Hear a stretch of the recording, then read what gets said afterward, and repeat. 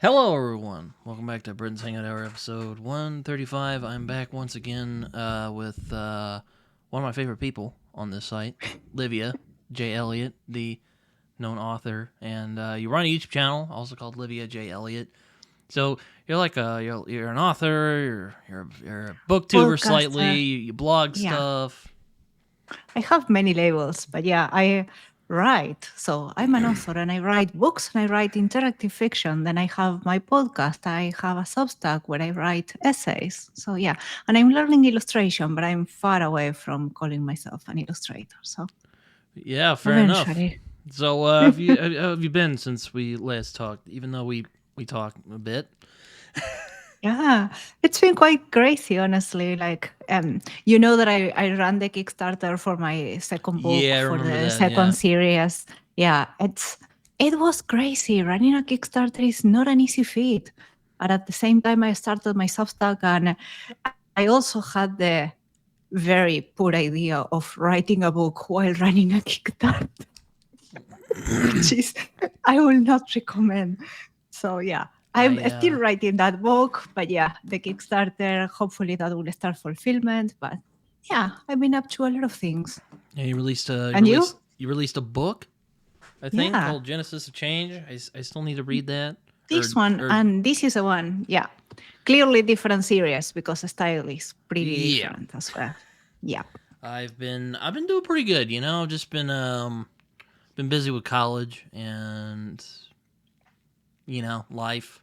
Today was kind of we were talking about this before we came on, but today I went to the bookstore. I was not gonna get anything initially. But I ended up seeing Men at Arms, the second Discworld, or not the second Discworld book. It's the second of the City Watch segment of Yeah. the Discworld. I don't know if you've read Discworld, No. but it's part of that. And I told Derry, my friend Derry, who lives out in New Zealand, who's a big fan. She's like, "Oh, you should read one," and I'm like, "I'm gonna try and read at least one or two more Discworld books before the end of the year." So, Men at Arms, I hadn't found it for a while, so I was like, I'll probably get it on Amazon or something. And I just serendipity, Yeah. I found it at the bookstore. I'm like, I gotta pick this up. I don't want someone sniping me on this. It's pretty impossible to go to a bookstore and not pick something, you know? It takes a lot of willpower not to. No. Yes. I then also picked up The Devils from Joe Abercrombie. So I don't know when I'm gonna Nice. read that. Probably either So August or September sometime. We'll see. I recently actually just finished, no, wrong side, this one, The Book of the New Sun. Just finished it Oh, last you week. did? Yeah, my Yeah. my friend. I need to wait. I need to wait a couple months and then start reading it again because it's completely different beast. And I'm hoping to read Ubik. I keep reading Philip K. Dick's books. He's like, I read Ubik for the first time last year. It was pretty good. Yeah, I liked it. yeah, when I actually have it because it's part of a sci-fi masterwork series. I haven't read it. I didn't know what it was about. And when I read like the main metaphor, I was just like, A, only he will dare. B, I have to read this. So hopefully once that is done, I will keep tackling some of the many books you put up into my TBR. like Mabel? Yeah. Yeah, Totally. yeah. I saw you got. I'm I saw you still got worrying. Embassy Town. I was like, I don't know if that's a place to store, but hey, you might appreciate it more than I did. I was kind of Yeah. let I down also with it. have I also have Light, which you recommended.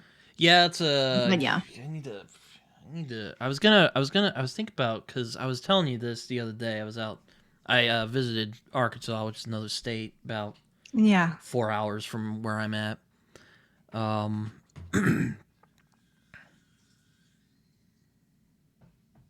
Sorry about that. Yeah, I'm like, I want to catch up on some science fiction next year because I've been kind of slacking on it, to be honest. And it's not a bad thing to want to read more of it. That was I have a badly few. said, but I'm like, I have some like classic sci-fi I want to get to. Like, I have The Stars My Destination I want to get to. I've had that. I was gonna read that back in 2020, and then COVID happened. I got You really need depressed. to read it. You need to read it. And then I told you, Bester had his problems. Like in some regards, his books have not aged well, but he was very, very unique in some of the cases, and the way he used ergodic literature with printing the words in a silly way. You know, that actually, so it's not a straight text. Sometimes he draws patterns or things in the books, but it actually serves a purpose. And he's trying to show something by doing it, and it's very well done. He does it on both books, and he does it differently. So The Star My Destination and The Demolished Man, both of them have them, but different styles. So he uses them for a very different purpose. Yeah, one of the books I'm hoping to get to is Nova Swing, which is the follow-up to Light from M. John Harrison. So hopefully that'll be good. Yeah, so I've been kind of I was thinking next year I was going to take a little step back from fantasy. Though there's some fantasy stuff I want to try.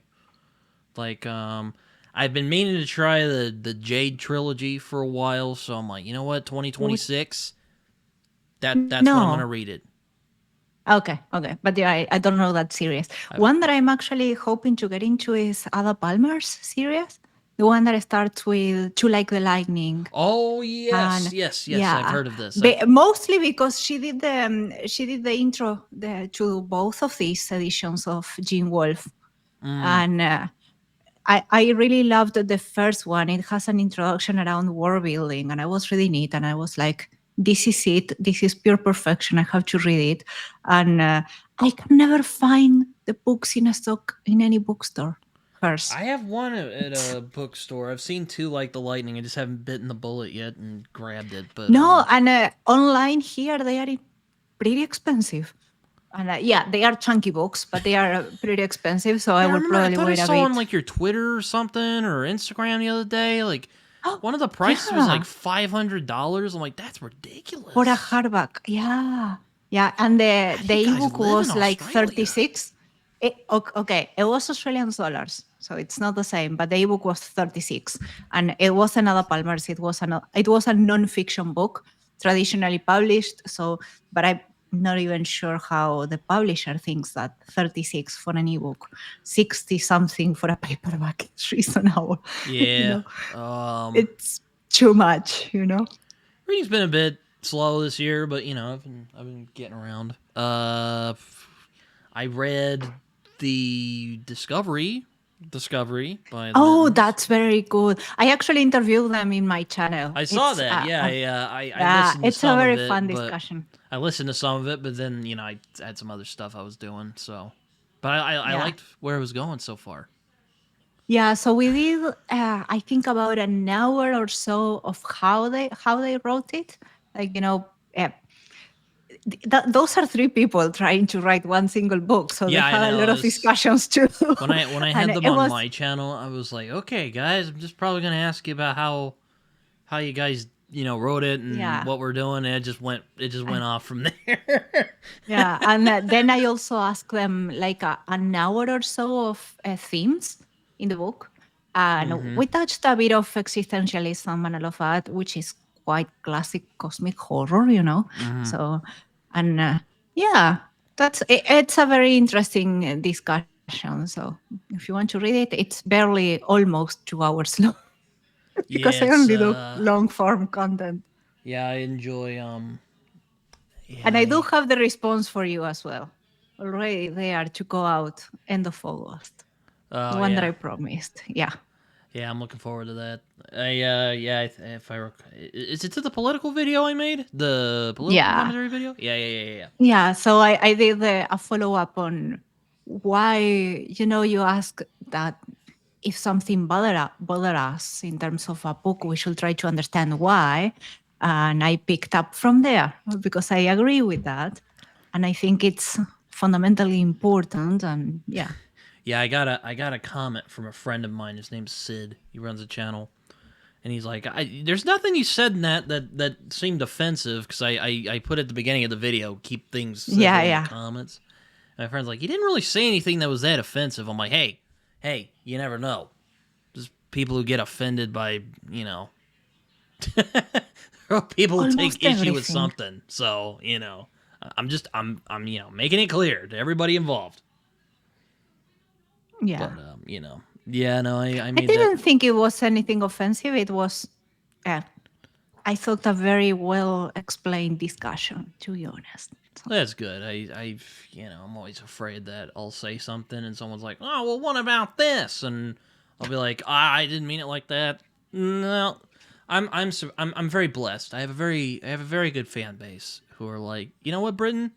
I hear you. I get you on a level. yeah, I'm that's the just, best part. I'm like, Finding that that's type of nice. audience. Yeah. I think it was actually I saw your video kind of talking about politics and The fiction, and I was like, Yeah, that I I was gotta. asking. I was asking basically that, people keep saying that books are shouldn't be political, and I'm saying in that video that we are asking the wrong question. Like, why do we think one book is political? Like, it's a matter of perception. All Yeah, books are my political. Yeah. Yeah, I watched a video from Mike's book reviews where he was talking about like fantasy wasn't really doing it for him anymore, and I was just kind of like, there's I have nothing against him. I'm actually hoping if when/if I get to 150 episodes, I can get him on because I've been meaning to do that for a long time. That's my big plan for 150. But anyway, I was just kind of like it's just. He said some things that I took umbrage with, and I was like, I gotta Yeah. respond to this. So yeah, that was kind of what I put that there for, because I didn't want like Mike's fans thinking I was like insulting him or anything, which luckily they didn't seem to think I was. So, and if they did, they didn't Yeah. say anything. So I don't think so, because if we watch you, it's because we already know about your content. So yeah, I made that video. I made the one about escapism. I think I watched it. I think I remember it. Yeah. Yeah, it was kind of funny because it was kind of a 2-part discussion. Like the escapism one was the first one, and then the political commentary one was the second one.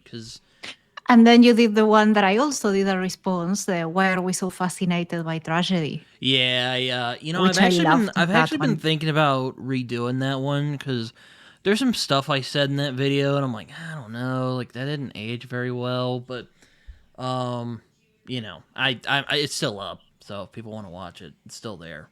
But I do remember you made a very good response to it. I thought it was. Yeah. I think we keep responding our video. Yeah, or it's like, oh, I've been responded to. Yeah, no, it's just you're not the only one. T from In a Rewrite Great minds Adventure think alike, responded to one of my videos. Actually, it was the escapism one. Funnily, it's the escapism one. Actually, that's funny. But yeah, no, I'm just kind of like, I don't know. I was just kind of irritated. I was just kind of like, like I don't just read just to, I mean, I like reading a good story like the next guy, but like, I want more than that. I think it depends also in like what people take out from reading, Like there are in some, I have said it before in other videos, like I'm a fan of Ghibli. I love Totoro, but I can't have Totoro all the time. This is true. Like, I haven't watched yeah, My Neighbor Totoro, but I know what you're talking about. it's like once in a year I will need Totoro, and I will rewatch the movie for the nth time, and after that, that's fine. But I even Ghibli, I think he has a lot of themes presented in a very, very subtle way. Because if you watch Totoro with at least a mindset of trying to understand what he was saying, there is meaning in there, and there are a lot of things, and I think that's also why I like it. But that's entirely subjective, because to me, books are enjoyable because of what they mean, because of the themes. I don't need relatability. I need something unique that I haven't thought about before, something that challenges me, something that makes me think. But then that's how I enjoy the books. Other person may enjoy it in a very different way, and what they will seek is completely different. Yeah, I think you'll like Embassy Town then. It's very thematically Yeah. driven. But yeah, no, I've just been. Yeah, I started. I know you've read some Erickson, right? Like, I read Rejoice, the sci-fi. oh, It's a standalone, and I read, how is it called? It's an anthology of 3-4 novellas. I read one of them. I think it's The Devil Delivered. Can't recall. I read one of those, and yeah, I haven't gotten myself into Malasan basically because I need to finish some other series first, and I'm doing the third reread of the Halo 30-something novel, so yeah, it will have to wait. anyway, I started Gardens of the Moon a few days ago, or well, as of the Okay. recording of this, and it's pretty good so far. I'll say that. I'll say it's pretty good. I'm liking it for the most part. I mean, there are I some need to things. get to it. Yeah, there are some things like there's people who say like it's difficult to follow and all that stuff. I'm like, it's not that complicated. Like it's the characters can be a lot to keep up with because there's like I've been introduced to It's a pretty long series, like yeah. hell like 12 or 13 characters now. It's ridiculous. But anyway, aside from that, like it's generally like I can follow it for the most part. Like I get what's going on. Just I've been telling people I'm like just pay attention. Like don't be distracted by anything. You'll be fine. And Yeah. So yeah. But like I mean I do have some problems with it so far. Like there's some parts that I feel like there's like a tone inconsistency at points. Then again, this is the first of a series, so maybe that's just part of it. Yeah, and I think it's pretty old, so he got better probably writing. Probably. I mean, I might try Rejoice because it's a standalone. Is it any that good? one, it's not Malasan in the space. If you are expecting that, it's social sci-fi. It's utopia that's not quite a utopia. And I think the central theme is how conflict defines humanity, how the identity of humanity is conflict, and what happens the moment you completely remove conflict from it. So it's a thought experiment, and you have to read it like a thought experiment, trying to see what he's telling you. And there are some references to Star Trek from the original series. Yeah, I know you like Star Trek. Yeah, he's quite a fan, and there are a few references that are pretty fun in there. There is a character who is actually a real person, another writer, Canadian writer, can't recall his name, but it's a very interesting book. I liked it enough that I did 2 episodes in my podcast about it, a solo one and a discussion. So yeah, I think I saw him. He had written like an open letter to the guys who are making the more recent Star Trek show. So I've read that. So yeah, I know he likes Star Trek. Yeah, so that book, I think it presents a lot of questions, and trying very hard not to spoil anything. It presents a lot of questions, and it always shows you like the different answers or possibilities, but never gives you an answer. So it's a type of book that you will have to sit down, read, and after you have finished, wonder what he was trying to say. As I said before, it's a utopia or the beginning of one. And so it can be jarring in the sense, as we both discussed in that video, that we are fascinated by tragedy and we think that a dystopia is more possible to humanity than a utopia. So sometimes it may feel unrealistic because it seems pretty impossible to think about humanity without conflict. So yeah, I mean, I made that video because I was just kind of, I've had some friends who you kind of seem to think that, darker, more tragic endings, more, whatever, it was like inherently more artful than stuff that has like happy endings or more memorable or however you want to put it. And I was just kind of like, well, why is that? Like, because I've noticed this trend, like, why is it that, like, the real tragic moments in stories tend to stick with you, but, like, a really great, like, happier ending, I mean, it might stick with you, but usually there's not one thing that you generally remember. I can tell you one somewhat happy ending that I actually liked. and that's the ending of one of the Odysseys, like Odyssey 2, so 2010 and 2061, because I read the 4 and the 4 are epic. So both of them, they have very interesting, I wouldn't say that they are happy endings, but they are hopeful endings. Well, yeah. And it's interesting what they are, where the hope comes from in that sense, you know? Okay, yeah. I've only seen the 2001 movie. No, you have to read the books, and I know. They are. So 2001 has some differences. They go to a different planet, and then 2010 picks up from the planet. The movie went to the moon, so it doesn't matter. But the other two, they have very different themes, and 3001, it has a lot of elements about discussing the impact of religion, how society can change, and the possibility that humanity may shed its roots, like how an undeniable truth can change so much, you know. So yeah, I mean, I like Clark. I really like Childhood's End from him, which is his take on the alien invasion. Yeah. So I like that book a lot. Have I read any other Clark? It always surprises me that so many people read 2001, but not the other three. And to me, the series shines on the other three. It's interesting.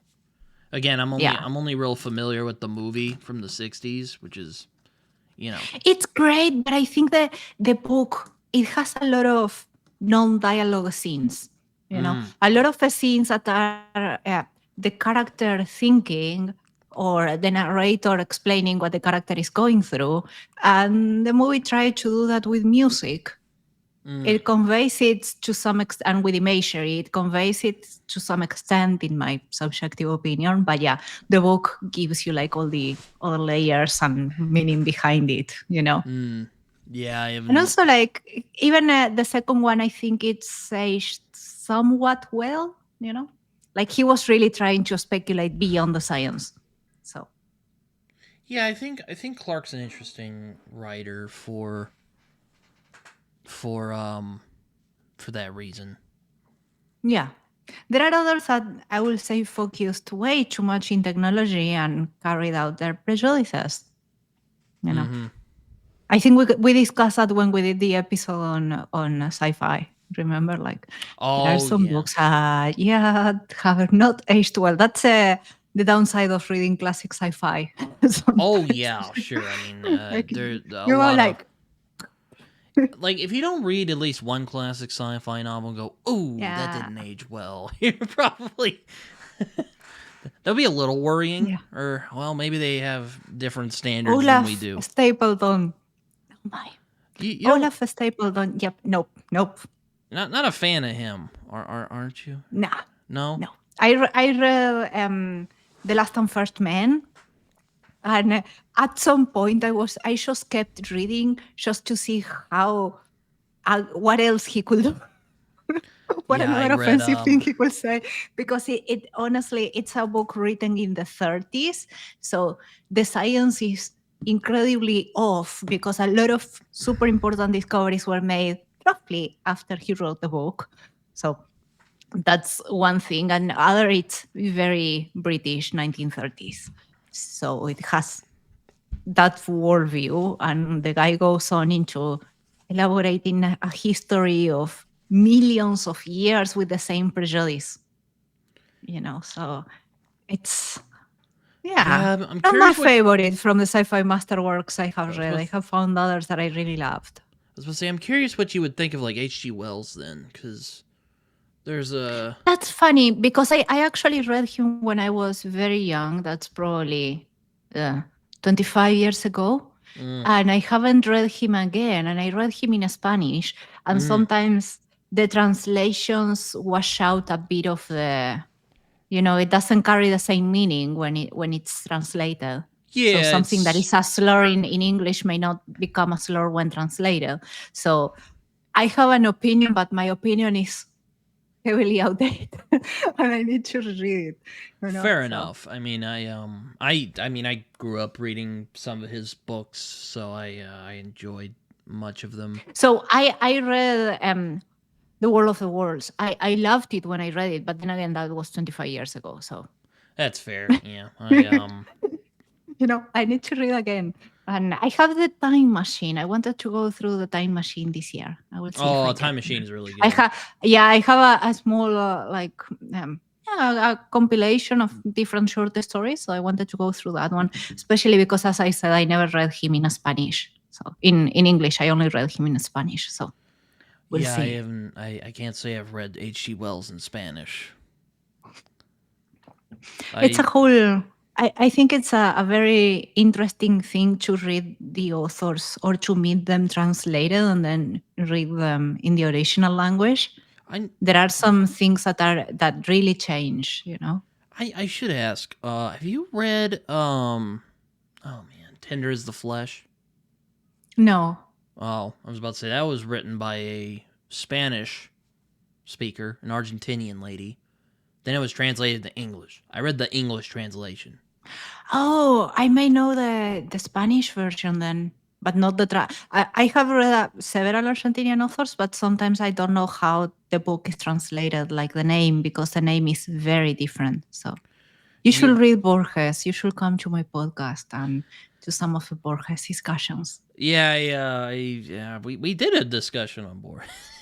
Yeah, you came to Death on the Campus. Yeah. Yeah. I need to read more of his stuff. I have a good I think friend. the one that you may like is The Garden of Forking Paths.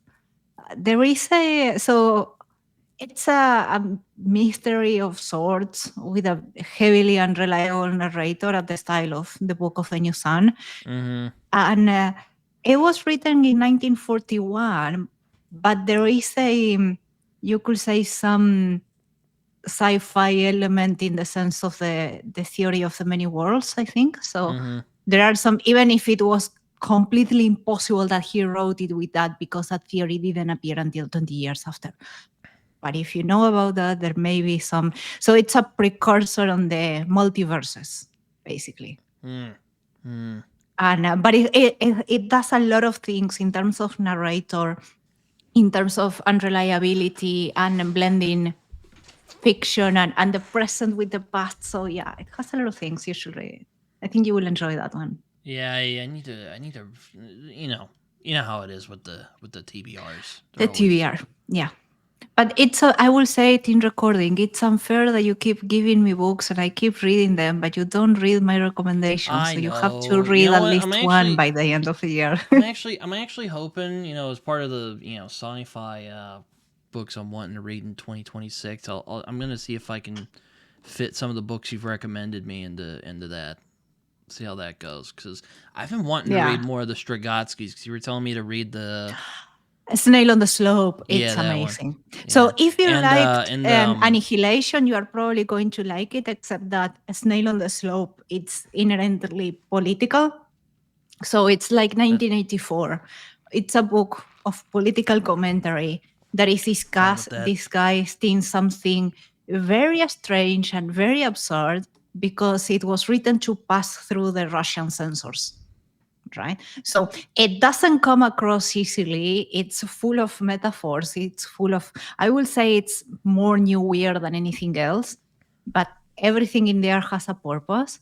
And it's one of those books that you have to read. And after you have finished, it's like, what did I read? And the come up with a meaning, and then it will make sense. I was lucky because I got an idea to interpret the book very early on. And as I was reading it, everything fit. It's not the idea the authors had, but it did fit to some extent. Yeah. Yeah, I'm also hoping to read the Australian guy you recommended to me. T.R. Napper. Yeah, that guy. The cyberpunk author. He's amazing. Yeah. Yeah, I'm hoping to read. I have like a whole Napper stack of his books, all signed except one. Because I just added it to, because I have a list of like written down books that are like a priority for me. It's like a couple pages long at this point. and I added his. So Hold on. I like his work so much that I actually have 3 episodes on that. One in the novella, one on an interview with him about the novella, a group discussion on the Escher Man, and a whole analysis of the Escher Man. That's the one I just recently added. It's a very good book, and the theme is in around memory. So yeah. Yeah, that could be. And what I like of that one, it's cyberpunk, but it's written in modern times, and so the vision of cyberpunk it's terrifyingly plausible.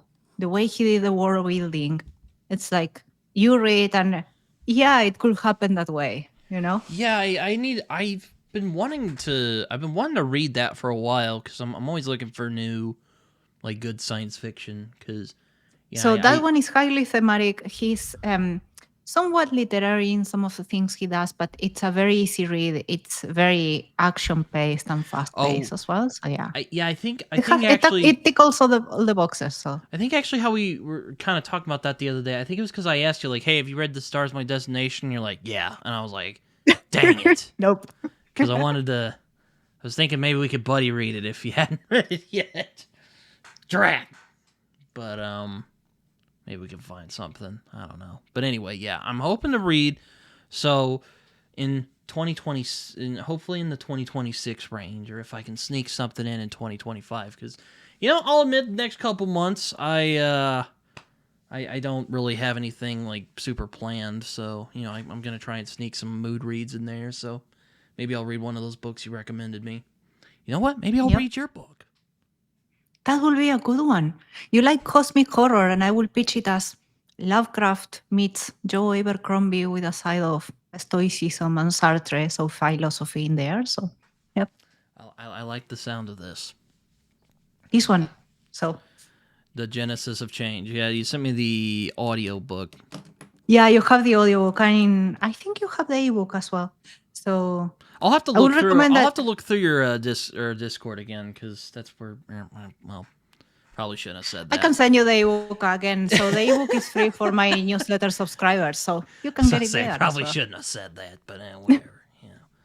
But yeah, no. From like this time to like August and September, I don't really have anything in particular. So this one is pretty small. I can tease you to read it. Oh, yeah. I'll have to pick that up. I'm like, well, if I can go like, screw it and do a Discovery, I'll probably do that for Genesis of Change. You should. Yeah, I usually get discombobulated reading on my phone, but it's better when I get to read it on my computer, so I'll just download it and read it there. I had my e-reader crashing, and I ended up finishing a book on the phone, and I was just like, I'm so not doing this again. I can't. It's weird because I did it before with a friend of mine's book. His name's Sean. He sent me his fantasy book about it was King Arthur riff, and I was like, oh, okay, whatever. And I read it, and it was fine. And then I read my friend Andrew Meredith's book Thrice last year on my phone. It was a nightmare. I enjoyed the book, I should say. I liked the book, Andrew. It was just reading it on my phone. On the phone was painful. Yeah, it's weird because I can like read on my phone. I usually I don't use. I mean, I do use social media, but I wasn't like I usually like when I read. I usually read stuff on my phone when I look at stuff. I usually read stuff on my phone. It's weird. Yeah, but it's the e-reader. It's different. Yeah, exactly. Yeah. So you know what I'm talking about. Yeah. But I don't. I actually, for my podcast, I read mostly paperbacks, and I flip them after us. If I don't like them, I will just take them to a secondhand bookstore and trade them. But I take notes in a notebook by hand, and I tab them afterwards. So I tab the books as well. So I'm very old-fashioned, as you can see in some regards. Yeah, you know what? I know you love Gene Wolfe. I've bounced off. He's there. There. I see that. Yeah. I'll admit, I've bounced off of him twice. I read The Land Across a few years, long time ago when I was in high school, and I was like, "What is this? I gotta put this." Or I read the whole thing, but I don't remember much of it, except there was like a muddy hand running around, killing people, and I was like, Did you care read for the it. fifth head of Cerberus? I haven't read that one, but what? I ended up starting the Wizard Knight. I read the Wizard last year, and again, I was just kind of like, this is ridiculous. I don't know if he's for me. But then I've heard some people go like, oh man, Book of the New Sun. You've been one of those people who are like, oh man, Book of the New Sun, good book. So like it's what a is good it? book. Okay, so let me try to explain. What is it about Wolf? He's not grasping me. I'm not grasping it. No, but it's a type of writer that will make the reader work for the story. So you can't go for the story expecting, modern writing of he will give you the motivation on the first paragraph. It will have a clear arc. No, that doesn't happen. So the Book of the New Sun is a frame narrative. So you have the main character Severian in the present time, which is a future, and he's telling you the story of his youth, right? So he starts when he was like very teen and goes on. And the problem with that frame narrator, it's not like The Name of the Wind when you have clear cuts, that you have present time, past time. It blends in, but on top of that, sometimes he spoils everything. Like at the end of the first chapter, he will tell you the ending of the fourth book. So the point is how he gets there, not where he gets to. That's one side. The other thing is that I didn't think he could spoil it. I mean, I guess he survived because he's narrating the thing. Yeah, but he tells you something very important that should be. Unless he is dead. No. So he tells you something pretty important for the character. Yeah. Okay. He keeps narrating, and he's 4 books, so yeah, he's not dead, obviously. But he tells you something at the end of the first chapter that's incredibly important. And then I saw the mittens going like, man, this book's crazy, bro. And like, this is pretty good. And I'm just damn it. That's a layer. How come they're getting this and I'm not? Like this, I was not happy. So I love you, John. Wait for it. There are a few more layers to it. The book is science fiction, but it starts like a medieval setting, right? So what you see there is people with swords, with axes, and so on. Sometimes you will encounter a weird thing, like a weird painting or things like that. The problem is that Severian, the narrator, doesn't have the language to describe what he's seeing in the most accurate way, right?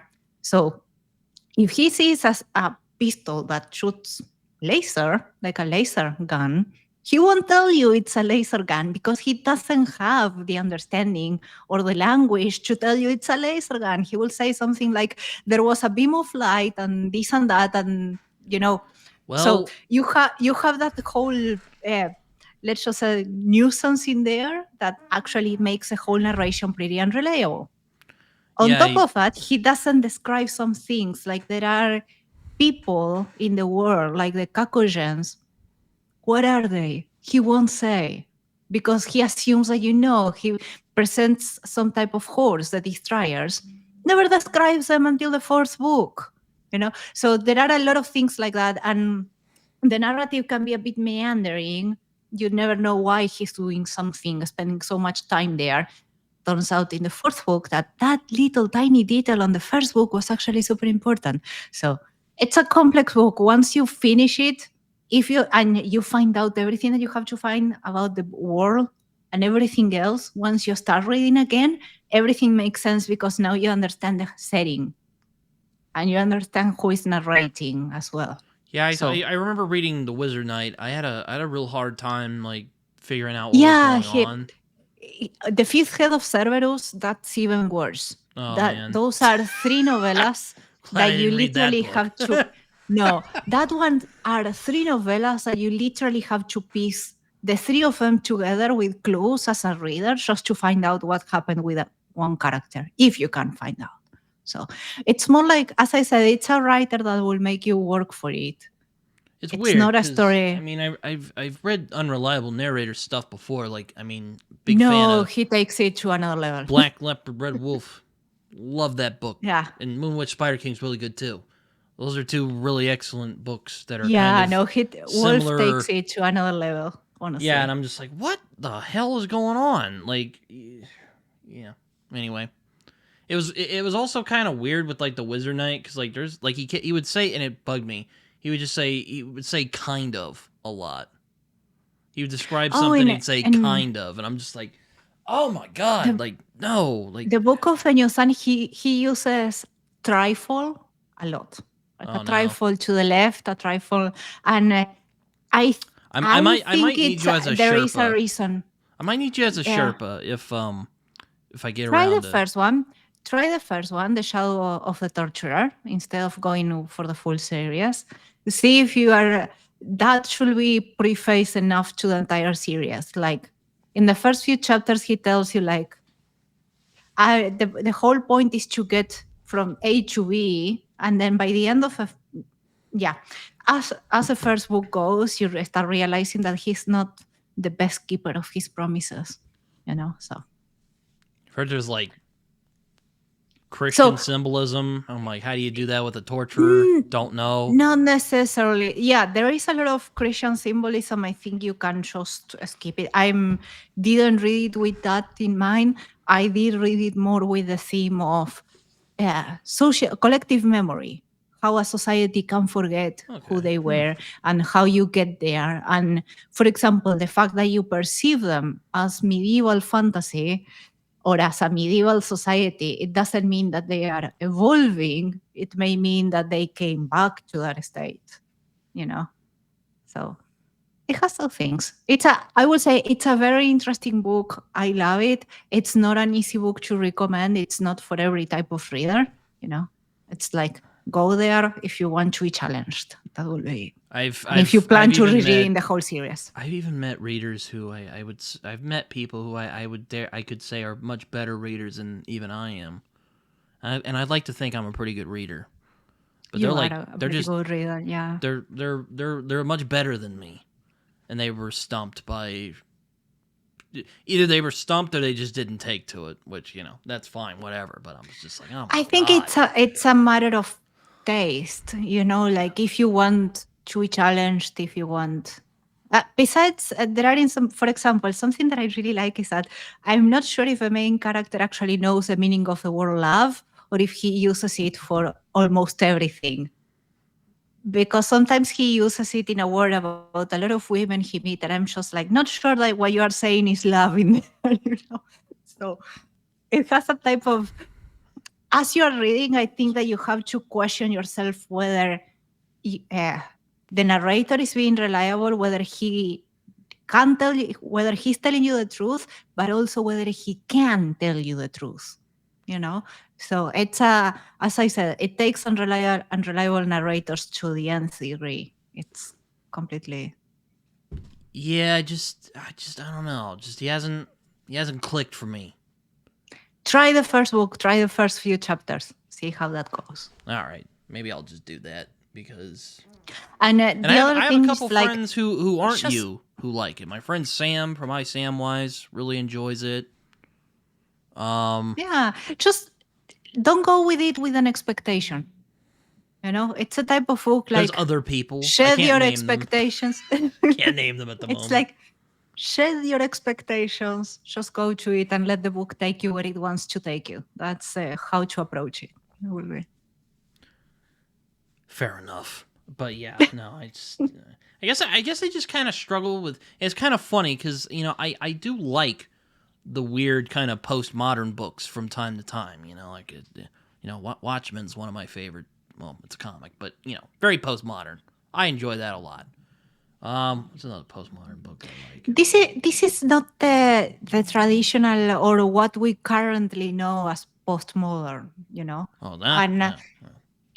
And also it's not like, let's just say that the world is pretty divided. So in some sections it doesn't look postmodern, right? And until the character doesn't go to the places where it can actually appear to be a sci-fi world, you won't have. Well, I did read Light. I'd say that's a pretty postmodern book. Okay. At least I think it is. Anyway, I know I've heard Harrison be compared to Wolfe before, but the one that they always compare to Wolfe is Christopher Priest. I read the affirmation, I still need to read him. Yeah, I read the affirmation. If you want a book on memory and a book to challenge you, it's amazing, and it has one of the most epic endings that I have read. It's amazing. But then I want again, to try the it's Inverted World, or I think that's what it's called, because I saw it. yeah, I think he has a few books, and I only read that one. And when I finished, it actually took me so much time because I kept taking notes. Yeah, Every page I will take notes. I've only seen the film version of The Prestige, which is one of my favorite movies. Which is probably I saw the movie, but I haven't read the book. So same. the point is that a lot of people say that Priest was the British wolf. So that's something. I'll have to read I him think it's now. a very so the affirmation. What I can tell you, it's also based on memory. In this case, individual memory, and it's another case of a heavily unreliable narrator of narratives that blend. It's a very interesting case. So it's very unique. And as I said before, the ending to me it's one of the best endings that I have read. So I'll have to give that a look. Priest is one a of those guys I chance. wanted to try for a while because he's like one of those, like, they call them literary sci-fi writers, whatever that means. So for me, it's more about. I think the literary tag is used in a lot of things. To me, it's also about unloading a piece of the work into the prose, so that the structure of the prose tells you part of the story. Like how do you write the sentence structure, the grammar that you use. For example, Flowers for Algernon. He's using grammar mistakes right at the start to convey the mindset or the ability of a main character, right? And as a sentence, so he's not telling you at any point how intelligent the character is, but in the first page, you find out he has 30 years old, he can't write, he has a lot of problems, and he speaks like a 6-year-old, right? So, and that's only because of how it is written, the grammar mistakes, the poor sentences, the lack of commas, right? So at least I'm not saying this is the accepted definition because I'm no guru, but to me, literary means that when you offload part of the elements that you want to show into the prose and into how you write, right? So are you making shorter sentences because you want to speed up everything? Are you making very long sentences without commas because you want to make everything go faster? You know? So, and why? Does that serve a purpose within the plot? You know? So that's to me is literary. When you do that when you alter the structure of the prose and intentionally break proper grammar rules to show something, right? Like Bradbury did that a lot. To me, like Fahrenheit has a few places that I could show you that actually do that he was playing with the punctuation and with the sentence structure to convey a speed or to convey the altered mindset of the main character, so that's, at least to me, it's literary sci-fi will be you're also using the prose, so it's not your more cleaner prose style. Yeah. So you break the rules intentionally, basically. Yeah. I mean, I was just saying that rhetorically, but yeah, I don't know anymore. I actually saw a book today that a friend of mine, my friend Raph, I don't know if you've seen him around. Yeah, I have seen him. Yeah. Every time I watch one of your videos, I'm like, you two would get along very well. But anyway, well, next time you invite both of us to the same episode so we can talk. That would be nice. Yeah, we'd have to get the timelines together though, because he's in Germany. But anyway. Oh yeah. What was I gonna say? Oh yeah, it was a book called In Ascension, which I remember he covered, and he said it was about like climate change. Oh yeah, I remember the cover. Yeah, I won the have Booker it on my Prize TBR apparently, somewhere. which I'm like, yeah, okay, it's nice to see science fiction's getting more respect. So yeah, I know you also read Annihilation not too long ago, which pleased me. I did a whole episode, like a full hour. I did listen to all of that. Talking about that. It was really did you good. like it? I did. Yeah? I did. Thank you. That's mighty praise. So thank you.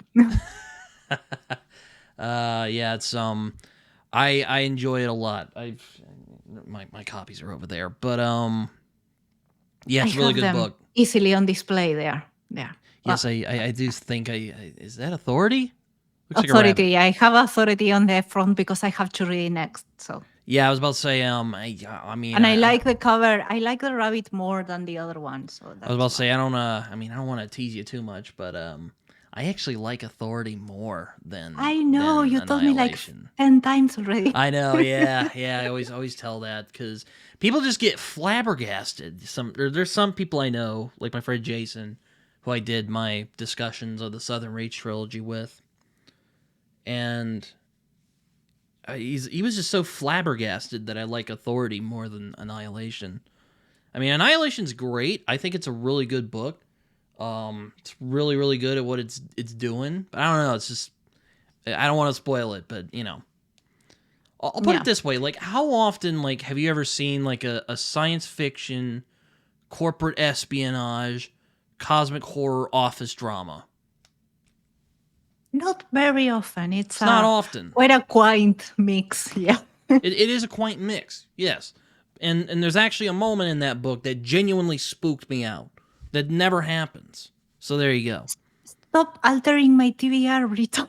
Yeah, no, but I need to read other books first. Yeah, no, I have a few that I was given to my for my podcast as well from a few authors, and I'm really looking forward to them. I'm glad you liked Annihilation, though. Was the point I was getting at? Yeah, I think I really liked it as well because of the uniqueness. With this one that I mentioned, like I really have a hard time trying to define it because it doesn't fit quite in the cosmic horror. It's not quite grimdark. It's philosophical, but not very telling. You know, some people had said if you like sci-fi, you will like it. So I have a very hard time trying to classify my own work. And when I find those authors, that also touch 100 genres as well in their writing, like I find that very refreshing. So when I read Vandermeer, I was just like, I love it. I need to read more. I liked your video though. I thought it was really good. Though thank you. Yeah, I couldn't take the existentialism away of it because I really like touching on philosophy. So yeah. Yeah, I definitely I thought there was one thing I was like, I gotta talk with Livia about this. I think it was there's that sense in Annihilation anyway. It's about like how, well, not just facing the unknown, but like nature moving past us in a way. Yeah, so in that sense, in that episode, basically what I discussed is that existentialism tells you that we have to make our own meaning, create our own meaning and work for it. But Annihilation basically makes a search for meaning impossible. Area X doesn't care about the humans. And whatever meaning you achieve there is meaningless. Because Area X doesn't care. So it subverts the idea of existentialism. It subverts what we will expect, that if we try, we will find something, we will find an idea. In there, it doesn't matter. So it's also that, as you mentioned before, is that concept of the environment goes over us. We become part of it. It molds us. It shapes us, not us to the environment. So I really like that, and in the sense of how that's why it took me like so long. It's I think it's 55 minutes or something, that episode. So yeah, I liked it. It was good. I listened to it one night when I was on my trip, which was last weekend. So yeah. But yeah, no, it was a good video. But yeah, I'm glad you enjoyed Annihilation. It's definitely. I'm going to keep with the whole series. So now that I finished the Book of the New Sun, I won't probably be starting another. I won't reread it until in a few months, because I want to have time to think on it a bit more. But yeah, so I'm probably going to finish that one first. Yeah, there's one. I do want to read Cormac McCarthy. I'm still in the mix between Blood Meridian or The Road. Like I've heard. I'd say The Road is more accessible, but I won't tell you where to start. I might. I may just buy the whole trilogy because it comes in a package, so. Yeah, you could do the Border trilogy. I mean, hold on. Yeah. My cat's like, let me in.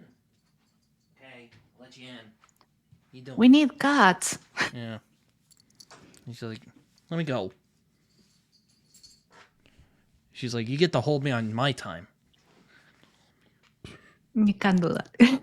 So I'm like, all right, fine. But yeah, no. What was I saying? Oh yeah. McCarthy. Oh yeah. Well, I mean, if you want to start with, I would start with The Road over Blood Meridian, but that's my opinion. You can do whatever you want. I've had friends who've started Blood Meridian. I'm like, how did you do that? How? I had when I posted that tweet. Remember that I was starting with McCarthy. Like I had about 10 different friends texting me in different platforms, almost all of them suggesting a different book. So yeah, I've actually been thinking. Somebody will say Blood Meridian is the best. No, The Road is the best. No, yeah. Opinions all over the place. So I'm not sure. I will probably get just a whole trilogy and then decide where to go from there. So yeah, I mean, I've actually considered making a video on where to start with McCarthy. Maybe I'll make it at some point because I have so many video ideas. It's ridiculous. Same. I have too many ideas for my podcast sometimes and very little time. It takes me a lot of time to make every episode. Yeah. So. And also I have stuff with other people and I'm like, okay, how's this going to work, But, we'll see. We'll see. Yeah. Yeah, I've read yeah. Going back to McCarthy though, I would say The Road over Blood Meridian, but again, do what you want. You read Gene Wolfe, and that was I don't know if I'm brave enough for that. So go to town. Yeah.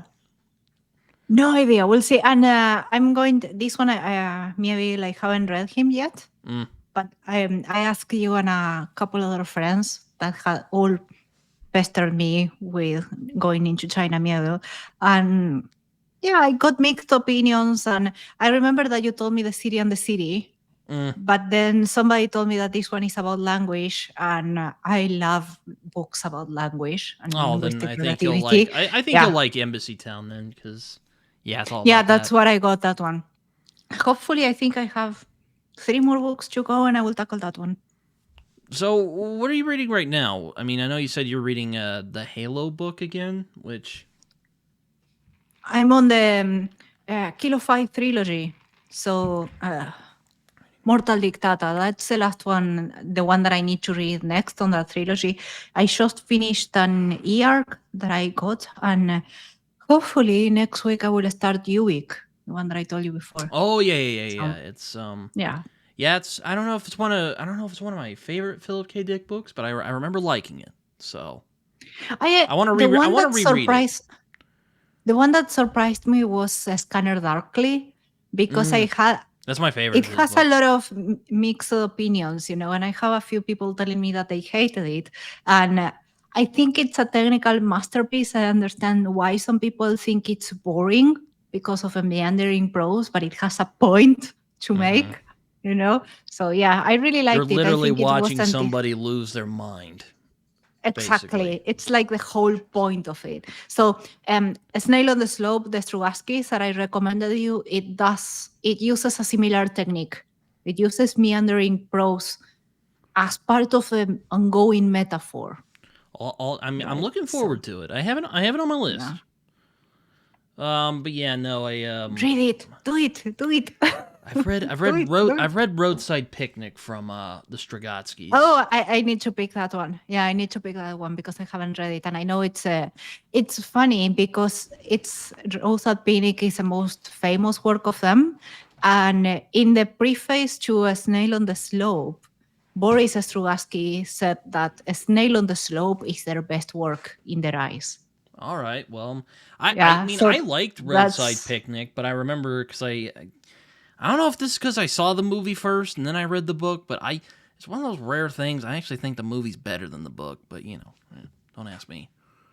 But I have a friend who feels the exact opposite, so I was like, all right, well, I don't know. I don't know what it is. I want to watch the movie for Scanner Darkly, hopefully, soon.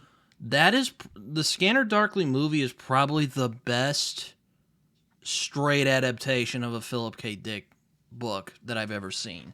Yeah, because Blade Runner, I honestly like the book far more. I think that I understand why they had to leave out some details, but there were details that I really liked in the book. So I do love the second movie, the new one. I think they kept the universe very the whole aesthetic and everything, and yeah, it's because a lot of the Philip K. Dick adaptations are like his ideas. They took like his ideas, but they do their own thing with it. Like A Scanner Darkly, it's a very straight adaptation of the book. I need to watch that. Which is soon. And I also think is another thing I think is unique. They use this animation technique called rotoscoping. Yeah, I saw that. And I'm like, it's that amazing. is such like that is genius. Like that captured Phil's style perfectly. Yeah, especially with the suits and all the faces moving in. Yeah, that's amazing. Yeah, I'm just like, duh. Whoever thought of that is genius. Richard Linklater, maybe, I don't know, but whoever thought of that was a genius. Because it's like that just, I don't know, it just fits so it worked. Yeah, it works. At least on the trailers it works. And especially because I knew there was a movie. I hadn't seen the posters while I was reading, and I reached a part of the suit and I was just like, how did they pull this off in the movie? And then I saw the trailer and I was like, that's how they did it. It does work. But yeah, I think A Scanner Darkly is like his most human book. I think so, but I think Do Androids Dream of Electric Sheep, it touches a lot on humanity. That's on true. What makes us human, on the concept of empathy and how we can feel empathy for others as well, others that are non-human. Yeah, I remember it's funny you mentioned that because my friend Tori at Tori Talks the other day did this video where she was kind of going through some books to see if she would stick with them or not. Do Androids Dream was one of them. And she was like, oh, yeah, I can kind of see what he's going for. It's this kind of like class thing that's going on here. And I was like, that's interesting. I never thought of it like that. And I ended up sending her like a paragraph basically explaining like, oh, it's, it's about empathy and, how easy it is for people to lose that because you get used to something and you think, oh, wow. Like, the androids like on one handful, they can't help it. They're just, that's how they're made.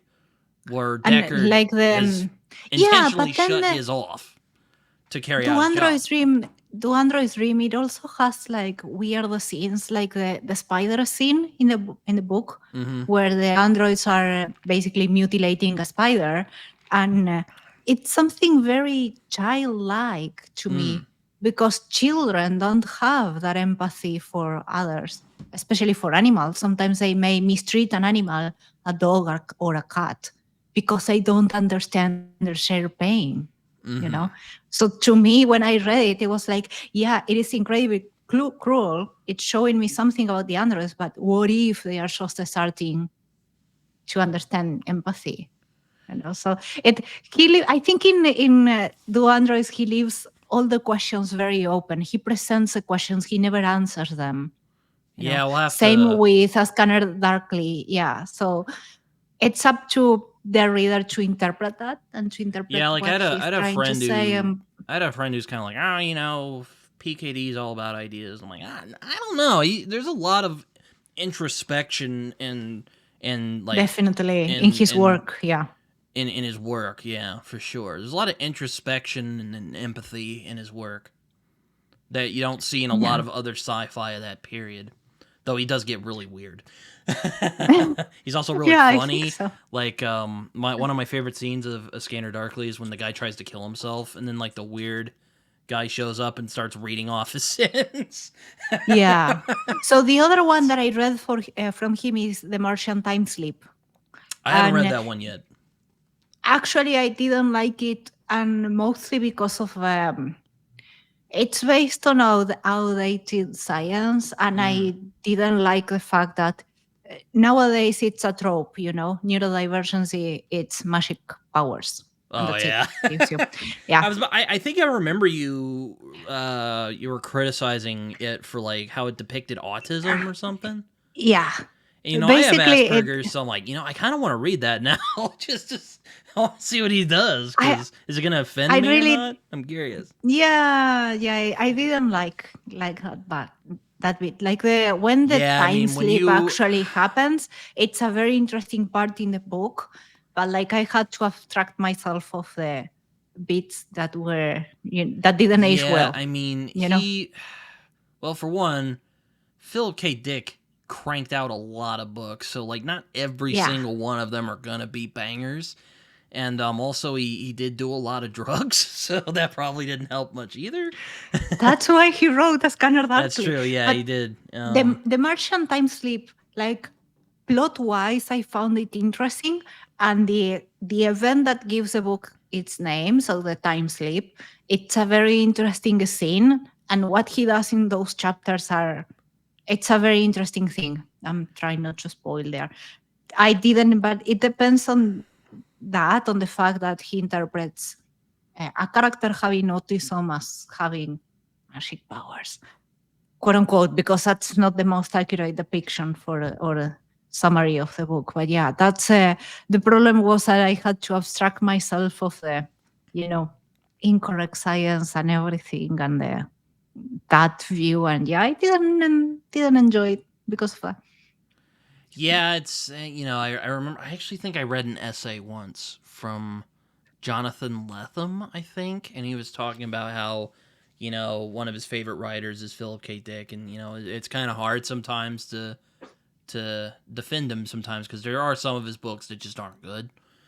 And also with the Martian Time Sleep in particular, there are those that are good. But there's some that aren't. I think that he was actually based on science of his time. Mm-hmm.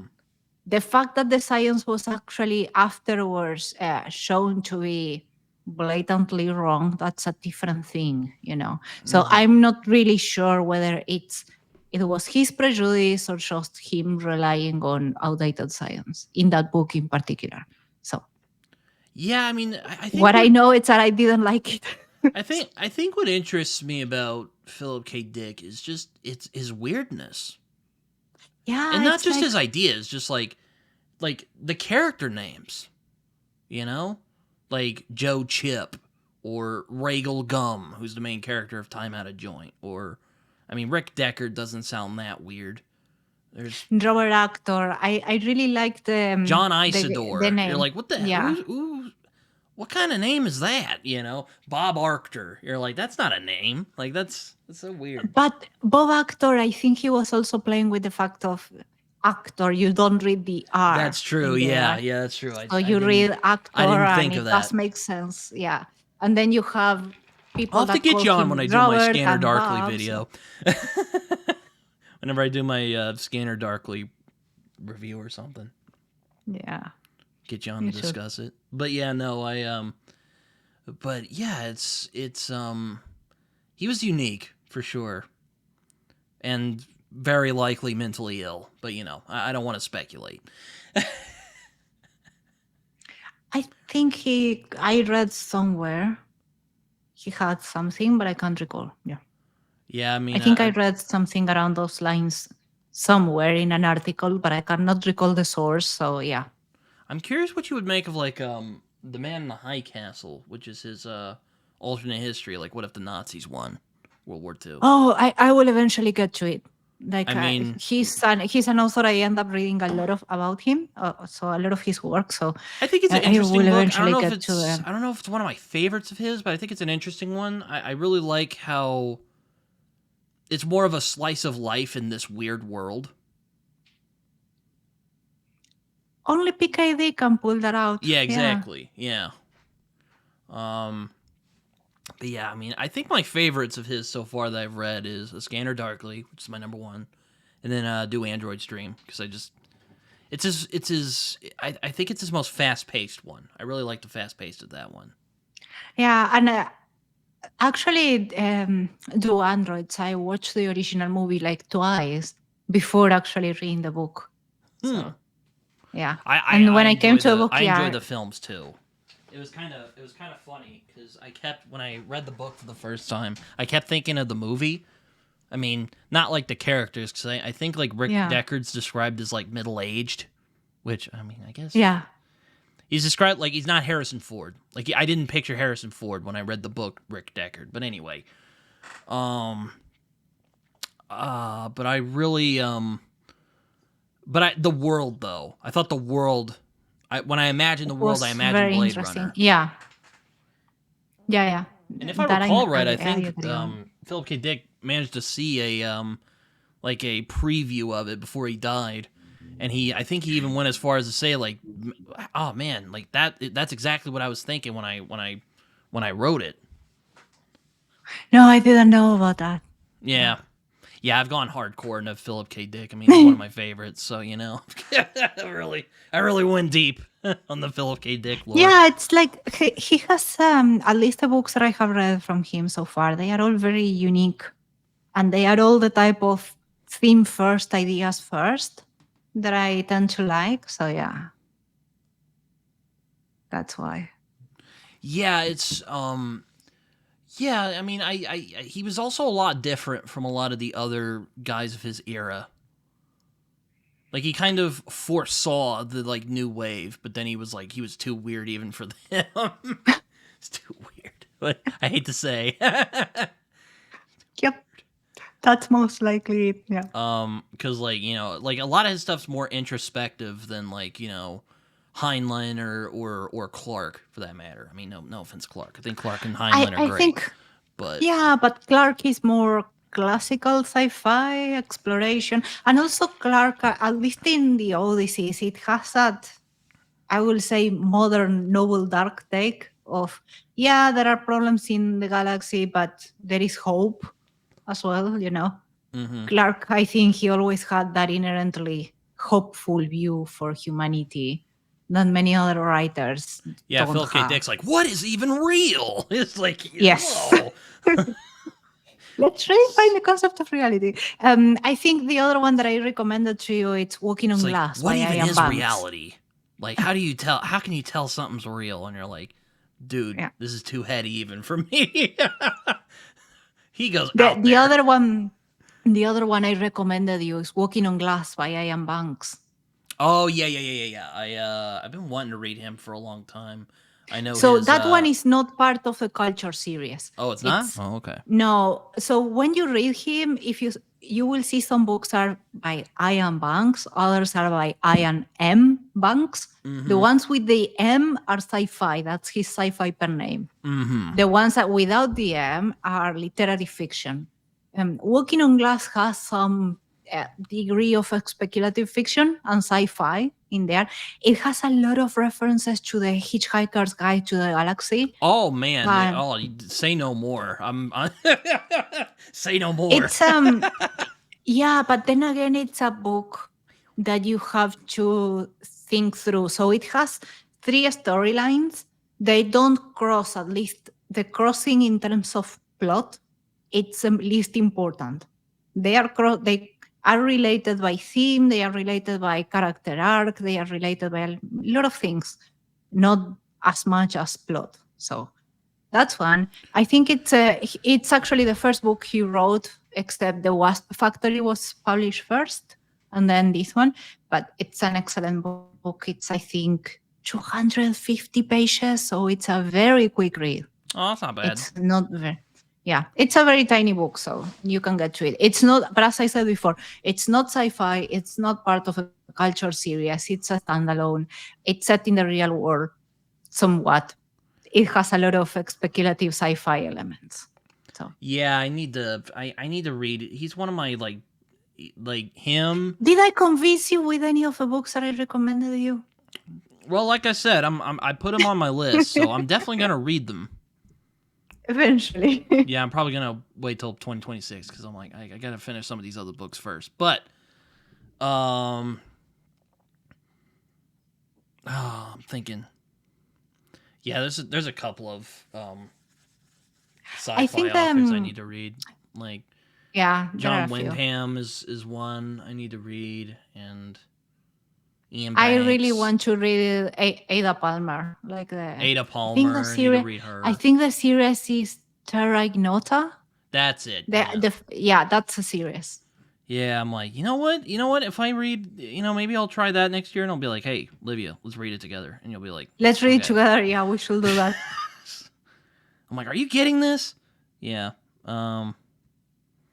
Yeah, I'll be like, I had Walking on Glass was recommended to me by a friend, and then he told me like, when you start reading, start telling me. So every day I will read, I will just text him with like 500 words of my idea so far. So of course he ended up being another podcast episode. Yeah. Wow, this was like his it was like his second book.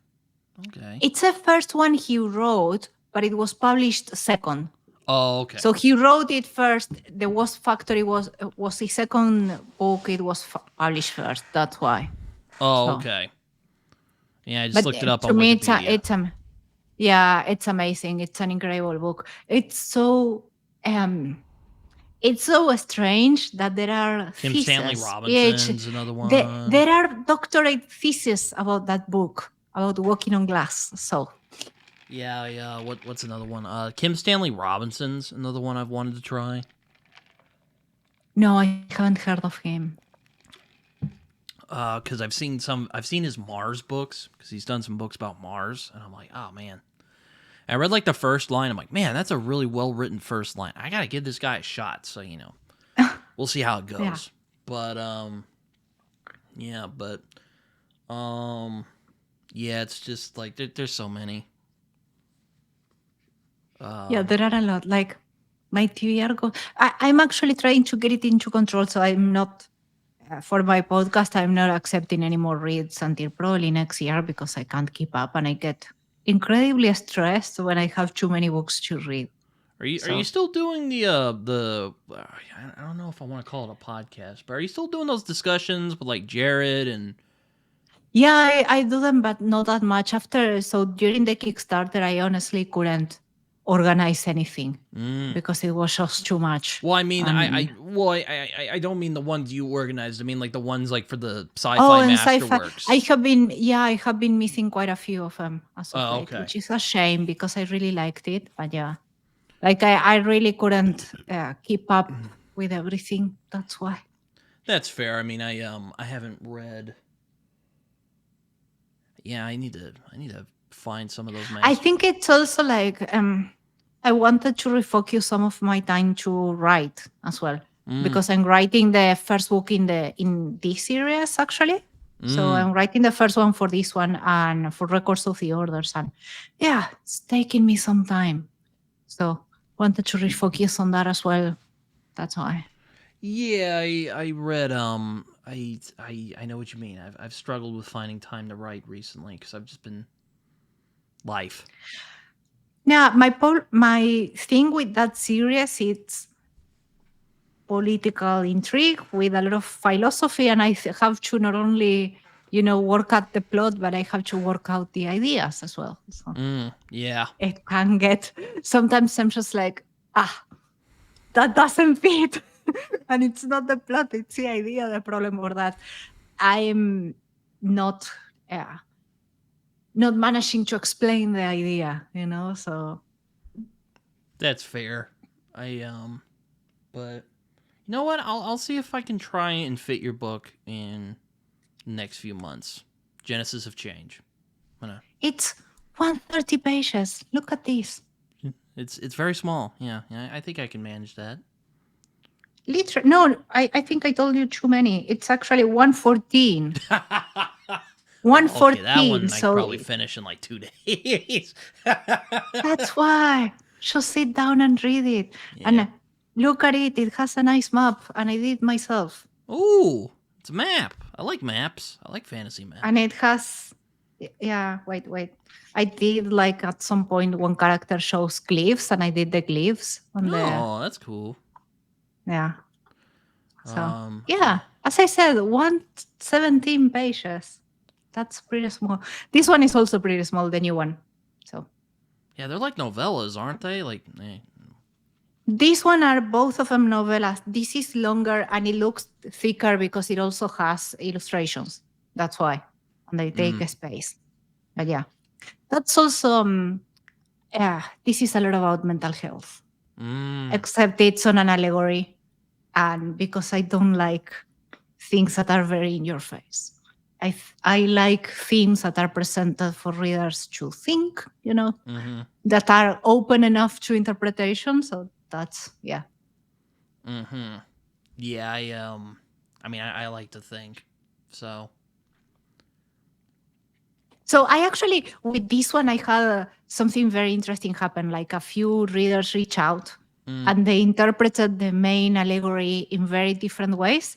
And that must have been fun.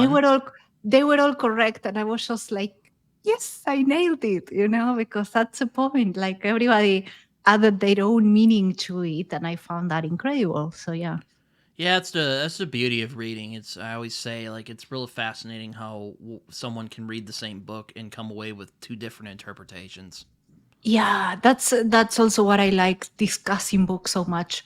That's what I do, the group discussions and everything, because then somebody tells me something and I'm just like, I hadn't thought about that. Yeah, no, I had many ideas, but not that one. Yeah, no, right? Like, I've done that a lot of times where someone will bring up something, I'm just like, how did I not think of this? Like, how? Kind of drives me nuts. Sometimes, anyway. Yeah, I had that. Makes me feel like I'm not. When we did the discussion, makes me question my skill as a reader. I'm just like, man.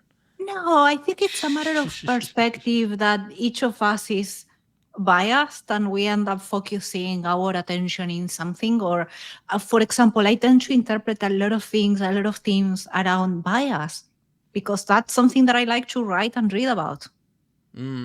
So sometimes I will bring to the discussion like, I found all of these things and they are all related, or I think that the narrator is being biased, and people will tell me like, no, what if another theory? And I'm just like, that also works, And I think that's the niceties of actually discussing books. More thematically, at least. Well, I know you said you only had about an hour and a half. So we are coming up on that.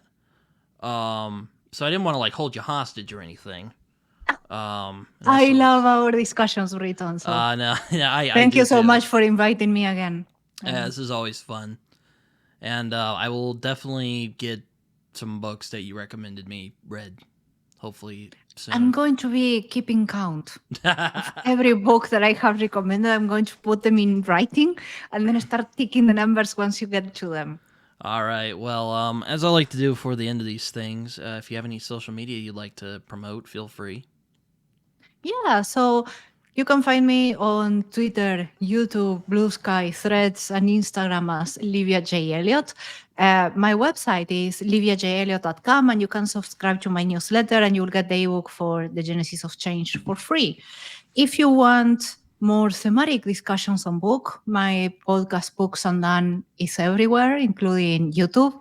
And my Substack, liviajelliot.com, liviajelliot.substack.com. I have the podcast there, and I also post weekly writing advice, and that's very specific, sometimes a paragraph that I analyze or things like that. So you might like that as well. That's more for writers, the Substack. But yeah, that's where I am. All right. Well, I hope you guys enjoyed this. Livia, thank you so much for joining me. Always thank you. When we hang out. And until next time.